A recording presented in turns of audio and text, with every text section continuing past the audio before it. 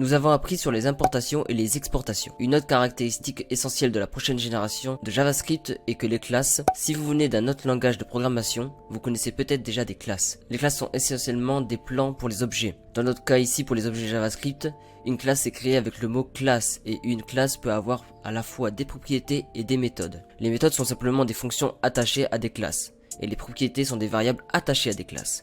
Vous pouvez dire que nous allons utiliser les deux dans ce cours, puis nous expliquerons toujours ce que nous faisons ici. Lorsque nous ajoutons une telle propriété ou méthode, une classe est instanciée comme ceci avec le nouveau mot-clé. Et cela vous semblera peut-être familier si vous avez un peu travaillé avec JavaScript. Vous remarquerez peut-être des fonctions de constructeur et les classes sont en quelque sorte un moyen plus pratique de créer des fonctions de constructeur afin de créer des objets JavaScript avec des classes sous forme de plan. C'est l'idée. Et les classes prennent également en charge l'héritage. Cela signifie que vous avez une autre classe dont vous héritez en prenant toutes ses propriétés et méthodes et en ajoutant potentiellement de nouvelles propriétés et méthodes. Cela pourrait aussi vous paraître familier.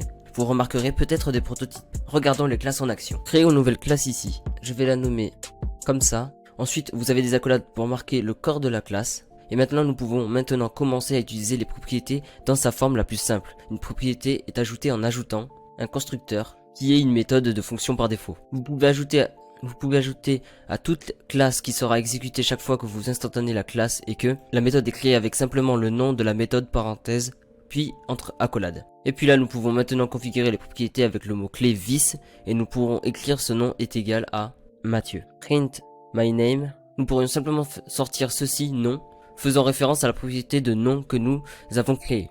Nous pouvons maintenant utiliser cette classe pour stocker une instance dans une constante avec une nouvelle personne puis exécuter celui-ci.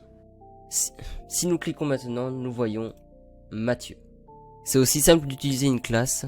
Maintenant, j'ai dit que les classes peuvent aussi hériter. Nous pouvons donc créer une classe humaine et y ajouter un constructeur pour le définir. Sexe est égal à homme ou femme, bien sûr si vous voulez, ce que vous ressentez.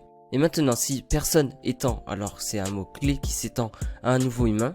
Maintenant, nous héritons de cette propriété et de cette méthode printGender et nous pouvons également utiliser les deux sur la personne afin d'appeler une personne printGender comme ça. Cependant, avant de réussir, nous allons l'essayer. Nous aurons une erreur que nous devons appeler le superconstructeur dans la classe dérivée et c'est important. Si vous étendez une autre classe et implémentez le constructeur, ce que vous n'avez pas à faire, mais si vous êtes alors vous devez ajouter cette super méthode spéciale dans le constructeur. C'est un mot-clé qui exécute simplement le constructeur parent auquel vous devez bien sûr vous corriger pour initialiser la classe parent. Alors maintenant vous voyez clairement Mathieu est mâle. Évidemment vous pouvez maintenant entrer dans votre classe de personne et toujours définir le sexe ici, ce qui n'est pas correct à 100% ici, mais c'est juste pour montrer que cela fonctionne. Nous voyons maintenant que nous imprimons des femmes même si nous appelons toujours printGender ici. Mais il est étendu par personne, dont ce sont des classes et les classes sont utilisées par React pour créer ces composants. Au moins c'est l'une des deux manières de créer des composants. Voici comment vous allez me voir utiliser dans ce cours et il est important de comprendre que les classes ne sont que des plans pour des objets JavaScript et qu'elles sont très comparables aux fonctions de constructeur où l'héritage est comparable au prototype.